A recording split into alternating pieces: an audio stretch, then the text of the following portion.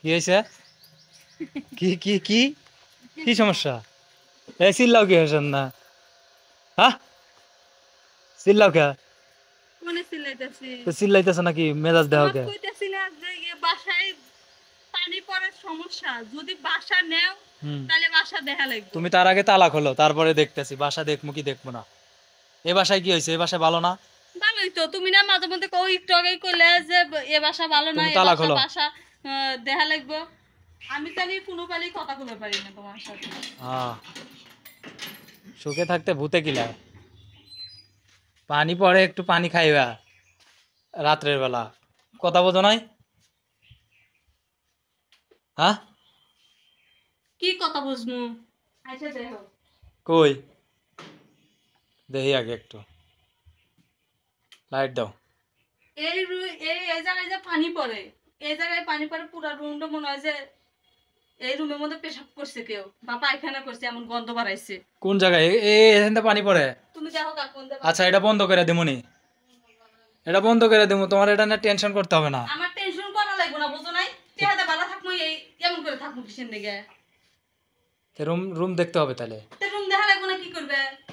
Motor নাই কিছু না, পানি ওঠে না কিছু না, তারপরে টয়লেট থাকলে কত দূরে, তারপরে ওই রুমটা পানি পড়ে, এই রুমটা পানি পড়ে, তারপরে সেলিং নাই কিছু নাই। প্রিয় ভিউয়ার্স, আমরা যে টাকা বাসায় তো থাকি, ঠিকই ভাড়া নেয়, ভাড়া কি কম নেয় নাকি? আসলে আমাদের বাসাতে অনেক সমস্যা। মানে বাসাটা সম্ভবত চেঞ্জ করতে হবে, কারণ উপরে দেখেন সিলিং নাই। তারপরে ওই পাশে যে রুমটা দেখাইলাম, ওই রুমে বৃষ্টি নামলে পানি পড়ে। তারপরে পুরো রুম গন্ধ হয়ে যায় একবার তারপরে পানি করে। টিউবওয়েলের সাথে মোটর নাই বর্তমান যে সময় চলতেছে। আবার যাতায়াত কোনো ব্যবস্থা নাই, কিছু নাই, যাওয়া আসা করা যায় না, কিছু না। চাপ কলে পানি ওঠে না। তারপরে আমার বাইক আছে জানেন অনেকে, তো বাইক নিয়ে বের হতে অনেক সমস্যা, যাতায়াত ব্যবস্থা নাই। আমি কাপড় চুপড় যে কতদিন হলো ধুই না, আমার কাপড় চুপড় তারপরে থালা বাটি দেখেন, মানুষ তো কইব যে আমি নোংরা, কিন্তু এই টিবল ছাড়তে পারি না, এই কারণেই এই যে থালা বাটি জমা করে ছেড়ে দিছি। ও মাই একবারে গড! একবারে বালতি পুরা করে হেঁটে তারপরে এই মানে রাত্রেবেলা একটু একটু পানি বের হয় সন্ধ্যার পরে, ওই সময় গিয়ে থালা বাটি গুলা দিই। এত কষ্ট করে কি আর কাজ করা যায়?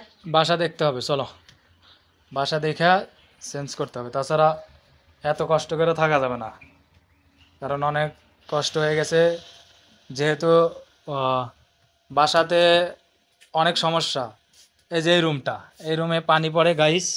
এই রুমে পানি পড়ে, প্রচুর পানি পড়ে, এই জায়গা দিয়ে মনে হয় যে গন্ধ বাড়াইছে, প্রচুর গন্ধ বাড়াইছে, ওইখান দিয়ে পানি পড়ে না?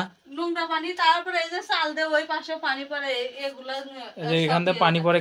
আর এই জামা কাপড় গুলো দেখতেছেন, একটা করে খুলি আর একটা করে গায়ে দিই। এই টিপকলে মটর নাই দেখে ধুইতে পারি না, বাপের বাড়ি নিয়ে যা প্রায় প্রায় দিন ধুয়ে নিয়ে আসি, কিন্তু প্রত্যেক দিন যাওয়া কি সম্ভব? তো বন্ধুরা, আসলে আমরা অনেক কষ্টে আছি, আমরা বাসা চেঞ্জ করব, দোয়া করবেন যেন আমরা ভালো একটা বাসা পেয়ে যাই।